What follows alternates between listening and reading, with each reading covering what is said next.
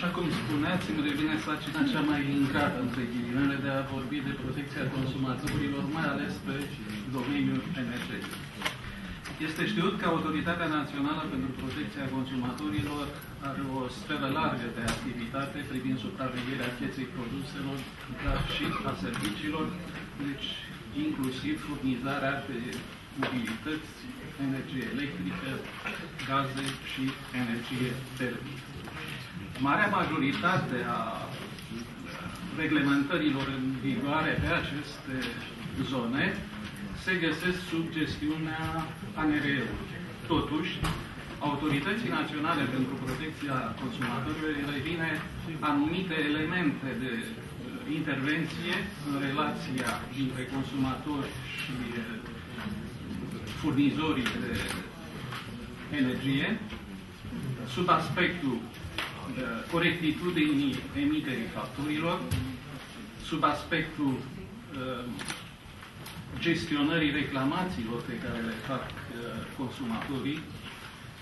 Din păcate, aici avem probleme legate mai ales de accidentele tehnice care intervin în furnizarea energiei electrice, referitor la variațiile de parametri tehnici care uneori duc la distrugerea aparatelor electrocasnice din dotarea respectivelor familii.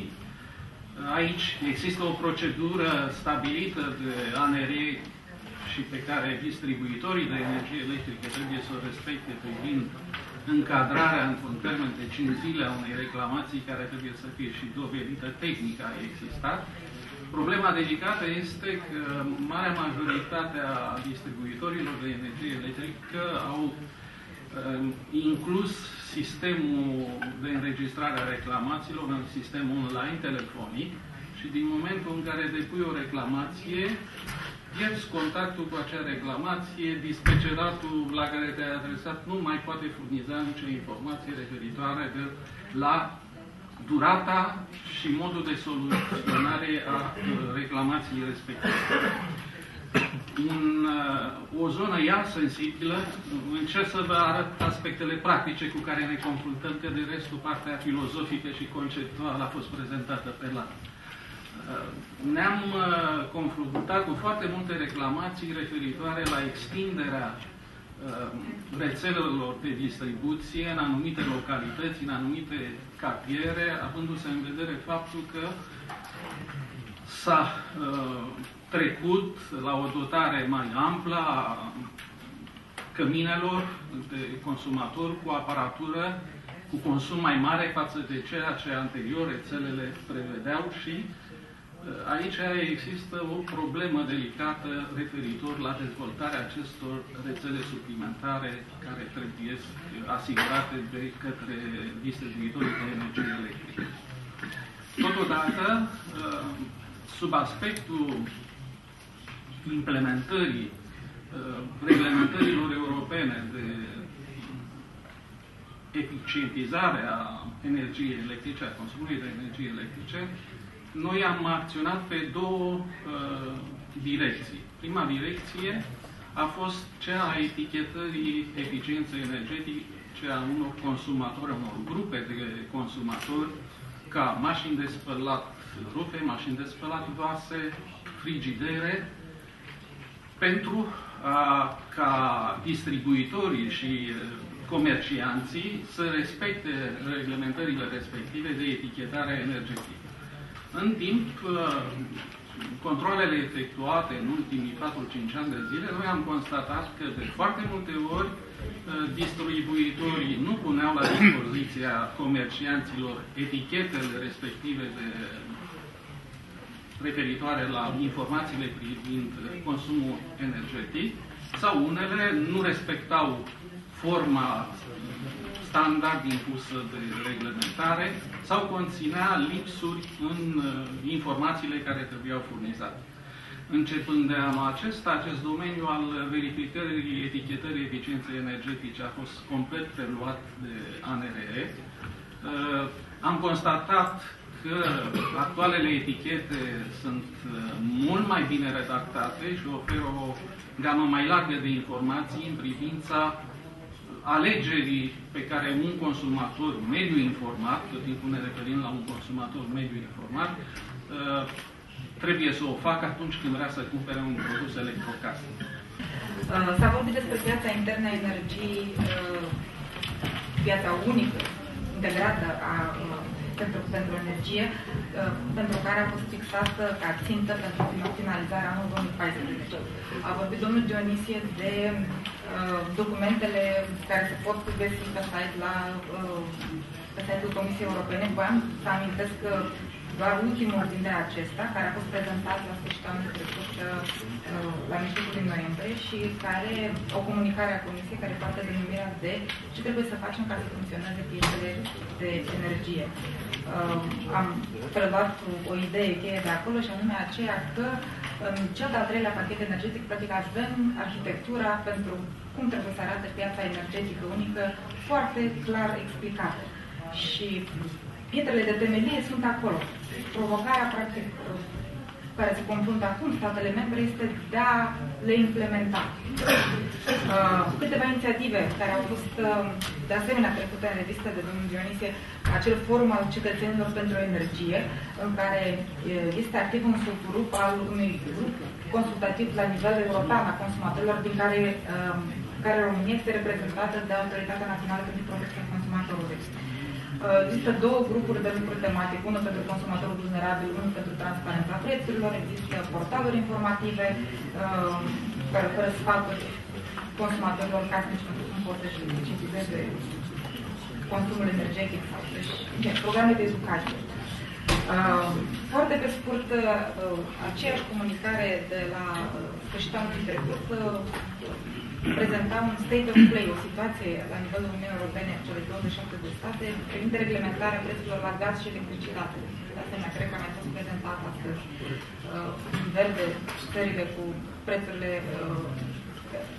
libere, galben țările care au prețuri reglementate pentru consumatorii domestici, și în roșu cele care aveau prețuri reglementate încă la nivelul anului trecut pentru consumatorii industriali casnici, fie pentru electricitate sau pentru gaz natural. Pentru piața Europei Centrale și de Est, doar 3 țări, Austria, Cehia și Slovacia, au prețurile la gaz și electricitate reglementate în întregime, libere. Cu roșu am încercat Bulgaria, Ungaria, România, aveam la acel moment, la sfârșitul anului trecut,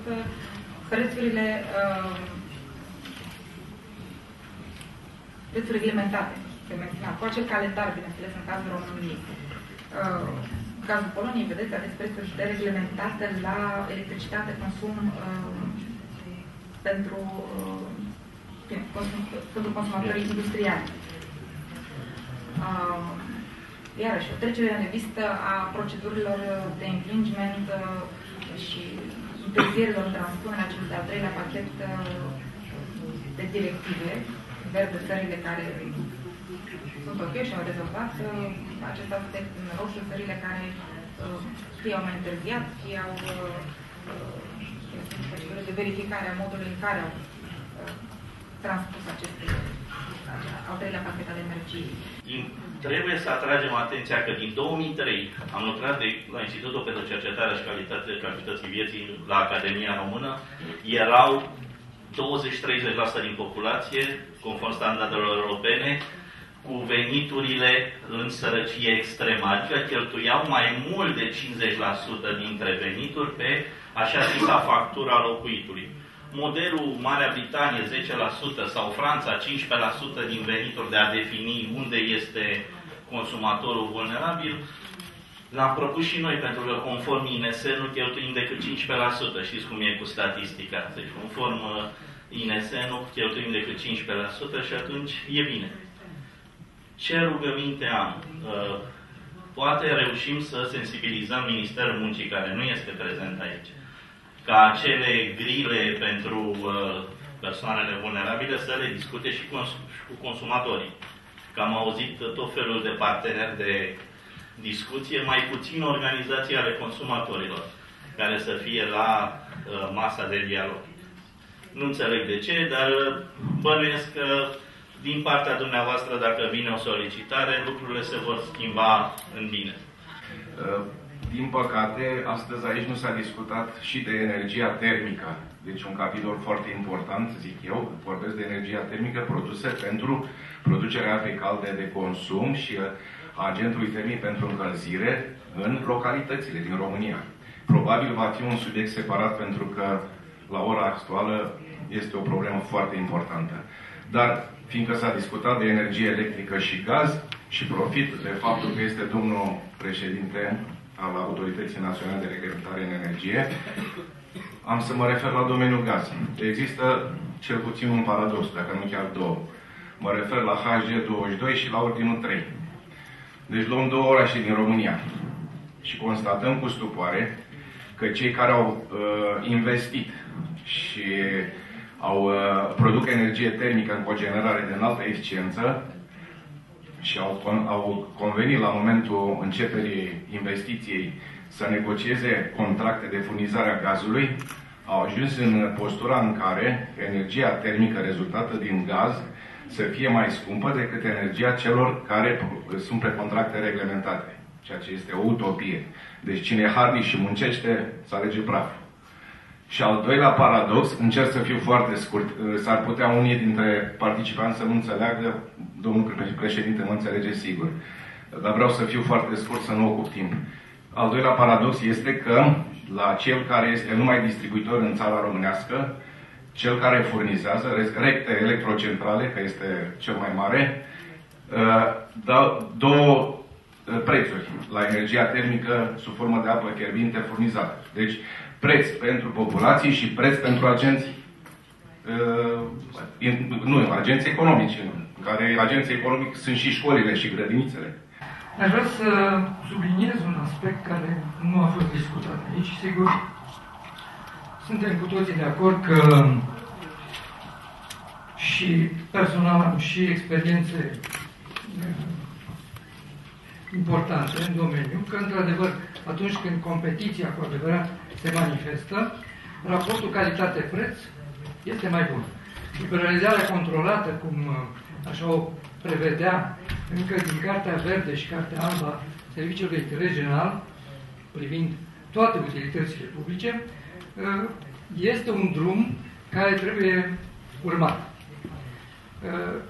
Sigur, ne împiedicăm și vedem aici că nu avem o definiție clară a consumatorului vulnerabil. Și exact de ce am spus mai devreme, văd că toată viziunea și toată aplicarea este către preț. Sigur, foarte importantă. Dar nu vedem componenta calitate-preț. Deși Carta Verde sublinia foarte clar și în legislația noastră, legea 51, s-a introdus pe utilitățile publice locale foarte clar aceste prevederi europene, obligațiile specifice de serviciu public, de serviciu de interes general, să numim cum definește Comisia aceste servicii, între care și distribuția energiei electrice și gazelor. Constatăm, și nu e prima dezbatere la care particip și constat, și pe dezbaterile anticorupție și pe dezbaterile pe energie, că definirea obligațiilor specifice nu stă în atenția coerentă a legislatorilor. Dacă pe o legislație cum e cea a utilităților publice există, dar nu se aplică de 7 ani de zile, cu privire la monitorizare, sunt primării care nici n-au auzit de așa ceva, deși legea obligă, există și penalități și așa mai departe. În legislația energiei electrice, acest lucru nu a fost clar definit și vă spun că aici s-au ridicat niște probleme, de exemplu, cu întreruperile de energie electrică și am cunoștință de întreruperi frecvente, mai ales în zona rurală, în care, practic, nu există o posibilitate, un mecanism pus la punct de desfăgubire, cum e normal, de desfăgubire a consumatorilor lezați de aceste întreruperi. În primul rând, la solidaritate am reținut 3 idei importante. Solidaritate, gaz și consumator vulnerabil. Solidaritate, în primul rând, când am adresat acea critică, am văzut o solidaritate europeană absolut firească. Eu nu mă așteptam să fie asta. Dar eu aș vrea să mă refer la un alt tip de solidaritate. Și trebuie să spunem niște lucruri foarte cinstit și foarte sincer. La solidaritate mă refer când am în vedere populația României. 50% din populația României trăiește în mediul rural și se încălzește cu biomasă. Iar ei de la stat nu prea primesc niciun fel de ajutor sărăcuții. Se descurcă cum pot. Sigur, s-ar putea și domnul avea dreptate de la Asociația Proprietarilor. Poate pentru unii proprietari prețul acela mic și corect, cum spunea domnul președinte Gabrielescu, cel mai mic din UE, poate că este mare. Dar ce facem cu cei 50% din populația României care se încălzesc în mediul rural și care în toți acești ani n-au beneficiat de niciun fel de protecție socială prin preț, așa cum au beneficiat o categorie de consumatori? Punctul cu energia termică. Deci, vreau să fiu clar. Energia termică, deci nu vorbim de o piață internă europeană, nu putem avea o piață internă europeană de energie termică. Evident, energia termică este importantă și de asta avem directiva și pe eficiență energetică, care, pe de o parte, măsurile de reducere a consumului, pe de altă parte, o generare de înaltă eficiență. Deci, rămâne că la consumatorii finali, 70% din energie este produsă, este utilizată pentru încălzire și apă caldă. Evident că este important și măsurile astea sunt la nivel european, dar pentru piețe locale, fiindcă energia termică este consumată, produsă consumată local. O clarificare din punctul ăsta de vedere. Și asta legat de ultimul punct, mi se pare greu a defini consumatorii vulnerabili prin prisma consumului doar de energie electrică. În unele cazuri se poate, în alte cazuri nu se poate. Un caz e, dacă ai electric heating în Franța, da, atunci da, este reprezentativ, dar dacă încălzirea care consumă 70% din energie este făcută pe alte baze, poate să fie biomasă, poate să fie gaz, deci este consumul, partea din consum care afectează de fapt populația și care definește gradul de vulnerabilitate. Și asta, din păcate, cât nu o să avem încă clădiri zero energie, o să rămână încălzirea și consumul de apă caldă. Să ne uităm la serviciul final pe care legăm conceptul de vulnerabilitate mai mult decât energia. Asta care m-a dat până să mai mult. Da, este o, să zicem, o inabilitate a legii care nu a pus în vedere tratarea consumatorilor casnici de energie termică. Și nu se poate rezolva decât dacă se schimbă legea 123. Pentru că legea 123 prevede cei care au ales să fie eligibili, să ia de pe piața liberă, nu mai pot migra în piața reglementată. Aceste mari LC, nu știu, toți producători de energie termică care au, acum câțiva ani au ajuns la concluzie că e mai bine să ia de pe piața liberă, că într-adevăr, conform statisticii pe consumul industrial din zona liberă, a fost mai mic prețul decât la consumatorii casnici individuali. Acum a venit legea 123 și nu permite să intre în zona reglementată. Cine a prins zona reglementată a rămas în zona reglementată și merge pe program, iar cine e pe zona concurențială liberă o să meargă pe zona concurențială, ceea ce s-ar putea chiar să mai crească prețul mai mult. Acum se pune problema dacă este discriminatoriu sau nu. Eu, părerea mea este că este discriminatoriu. Dacă este vorba de un consumator casnic, Am rezolvat o problemă de discriminare în ianuarie, când am acceptat să treacă o serie de consumatori care erau, de exemplu, la blocurile de locuință ANL, plăteau gazele naturale ca și o instituție, ca primărie, dar în fapt locuiau persoane fizice, consumatori de tip casnic. Deci în acele locuri am reglementat, am putut.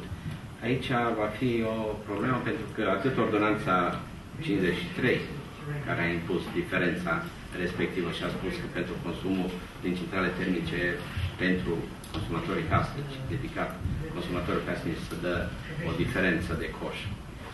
După aceea, în legea 123 a menționat că nu pot trece dincolo și din acest punct de vedere, vedem dacă o să fie o inițiativă legislativă care practic se anunță de modificare a unor elemente din legea 123, o să încercăm să includem pentru toți consumatorii casnici care sunt legați la un sistem. Ceea ce se face la nivel european este, încă o dată, încercăm să furnizăm acele instrumente, care sunt factorii care trebuie luați în considerare, exemple de bune practici, Dar sigur, fiecare țară va trebui să-și adapteze această definiție și posibilităților ei de a răspunde din punct de vedere al politicilor de protecție. Și nu vorbim aici, încă o dată, numai de sărăcie, este un aspect, dar vorbim și de protecția consumatorilor vulnerabili în caz de deconectare, de exemplu, și protecția drepturilor lor în situații în care ei nu sunt în măsură să-și cunoască drepturile, să-și le afirme și așa mai departe. Am să încerc să trec prin lucrurile astea. Rolul statului. Evident că statul trebuie să aibă un rol foarte clar în privința. 1. Să fie strateg.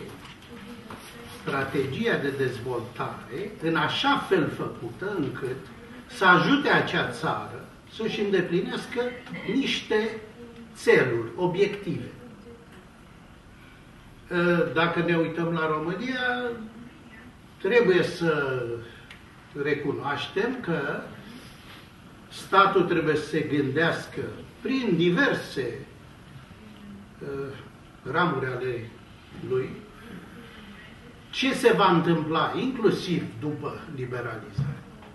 Ce s-a întâmplat în Anglia, de exemplu, promotorii în Europa a liberalizării pieței. S-au dezvoltat anumite tehnologii, de exemplu turbinele cu gaze, și, în general, acele soluții care, repet, au fost pe termen scurt. Chiar ei s-au trezit, la un moment dat, că nu au mai avut o anumită putere necesară. Se vorbea, de exemplu, de o piață de capacități, ca să îi ajute să treacă peste anumite situații deosebite ale sistemului.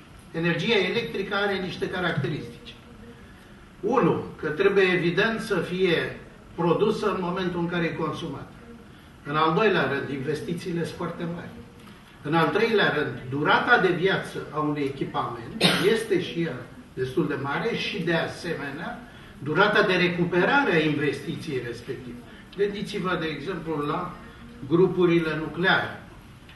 Ca atare, fără niciun fel de îndoială, trebuie o viziune pe termen lung. Ori asta rămâne la nivelul statului. Nu văd la nivelul statului un rol deosebit în privința stat producător de energie.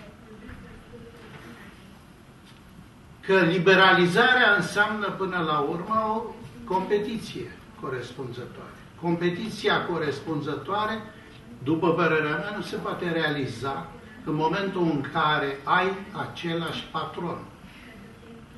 Deci statul, până la urmă, este tatăl care trebuie să-și iubească pe toți fiii în același fel. Dacă este așa, atunci nu e competiție. Încep acolo unde ar fi trebuit să termin, de fapt, această sesiune, din punct de vedere al timpului, și am să-i rog pe colegii mei din panel să fie destul de scurți și succinți în prezentările lor. Această sesiune este dedicată, de fapt, rolului pe care reglementările poate să-l joace în ceea ce privește reducerea consumului și aș adăuga eu păstrării calității serviciului. Deci, domnul Mușatescu a menționat consumatorul are puterea o anumită putere asupra reducerii consumului, mai puțin asupra prețului. Și prima măsură pe care aș menționa-o este, evident, eficiența energetică. Comisia a propus recent, anul trecut, în toamna anului trecut, directiva de eficiență energetică, care deci constituie cadru pentru accelerarea măsurilor care sunt luate de țările membre în acest domeniu. Și prima măsură privește, de fapt, sectorul de clădiri, deci în special consumatorii rezidențiali. În ceea ce privește consumatorii rezidențiali, dar și sectorul public, deci sectorul terțiar, renovarea acestor clădiri care trebuie să ține seama de, în primul rând, de clădirile publice care trebuie să dea exemplu, să conducă prin exemplu. Și aici obiectivul este destul de ambițios, deci de a renova clădiri în proporție de 3% pe an. O altă măsură care a fost discutată aici, cred că domnul de la Cogen nu mai este în sală, este ceea ce se întâmplă la nivel local. Deci, utilizarea surselor de termoficare, deci centralele de termoficare și rețelelor de termoficare. În primul rând, utilizarea potențialului acestuia, dar și modernizarea acestor centrale, utilizarea cât mai eficientă în sistemele de termoficare, pentru că, deși eu am lucrat în acest domeniu până în 2007, am înțeles că încă în rețelele de termoficare din România pierderile sunt considerabile, sunt până la 70% în comparație cu celelalte rețele din Uniunea Europeană, unde pierderile de căldură sunt 20%. Bună ziua, vă mulțumesc foarte mult pentru invitație. Prezentarea mea se referă la cea mai importantă măsură de politică publică în ceea ce privește protecția consumatorului în România. Și de fapt este o critică a practicii pe care o avem noi de a reglementa prețurile la energie electrică și la gaze la un nivel care este nesustenabil. Și voi încerca să explic de ce, în primul rând, această politică nu reușește să ajute pe consumatorii care sunt într-adevăr în nevoie pentru a fi ajutați și, pe de altă parte, subminează îndeplinirea altor obiective, cum ar fi cel privind eficiența energetică. Aici, foarte pe scurt, despre ce o să vorbesc. O să spun foarte pe scurt despre ce este vorba în liberalizare pentru consumator. Să vedem cum stăm realmente cu nivelul prețurilor și dacă suntem, într-adevăr, la cel mai mic nivel din UE sau nu. Apoi o să vedem și la ce cost real este menținută această politică de subvenționare a prețurilor reglementate către consumatorul final. Și vom vedea că, de fapt, din buzunarul nostru și pe socoteala investițiilor pe termen lung, menținem prețurile la un nivel care este nesustenabil și nu este în beneficiul consumatorului. Și pe de altă parte vom vedea și în ce fel din schema aceasta de prețuri reglementate care continuă și va continua până în 2017-2018, din păcate mari câștigători nu sunt micii consumatori casnici, ci mari consumatori industriali, o parte din aceștia cei care au relații preferențiale cu statul. După cum sunt convins că toată lumea a observat, discuțiile au fost foarte interesante. Sigur că oricând se poate spune cu totul și cu totul altceva despre un subiect sau altul. De pildă, din punct de vedere științific. Părerea mea este că din punct de vedere științific nu este până acum nicio lucrare cu argumente de fond care să demonstreze că funcționează mai bine piața energiei în acest sistem descompus. Producători, distribuitori, furnizori, consumatori și așa mai departe, organizați ca instituții, ca firme, companii separate. Din punctul meu de vedere, există argumente științifice riguroase pe care, sigur, din diferite motive care uneori scapă, dar în esență sunt de ordin politic, nimeni nu le ia în considerare și să recunoaștem că sistemele integrate de producție a energiei, indiferent că este electrică sau altceva, sunt mai eficiente din toate punctele de vedere, inclusiv al valorificării resurselor, în comparație cu sistemele actuale. Sigur, dacă ajungem la exemplu României, e și târziu și toată lumea, ultimul vorbitor e cel mai nepopular. Într-adevăr, cum a zis domnul Ciutacu, în lumea inginerilor energetici lucrurile sunt limpezi. Sistemele cele mai eficiente sunt sistemele integrate și cât mai extinse pe orizontală. Deci ideal în Uniunea Europeană ar fi ca să existe un dispatcher la Bruxelles, mă rog, simbolic, și dispatchere naționale în capitale. Sigur că un asemenea sistem n-ar fi concurențial, ar fi, e clar, un sistem public european și ar fi pe departe cel mai eficient. Dar cum am spus și o intervenție anterioară, nu prea putem să punem în discuție lucruri care deja funcționează de 30 de ani, adică liberalizarea și privatizarea industriilor de rețea, deși împotriva oricărei logici a eficienței, funcționează de 30 de ani. Dar am să vă spun o altă povestioară, mai ales că am citit acum de curând în Financial Times un articol foarte interesant care se intitula The stories are more useful than math. Adică poveștile sunt mai folositoare decât matematica. N-am reținut dacă există alocare financiară separată sau în ce fel e finanțată inițiativa aceasta. Pentru ce perioadă, dacă există o perioadă care va fi implementată, dacă știți că în România se întâmplă ceva în zona asta, dacă vreo autoritate locală a aplicat pentru eventualele fonduri și dacă va fi cumva integrată în următoarea perioadă de programare.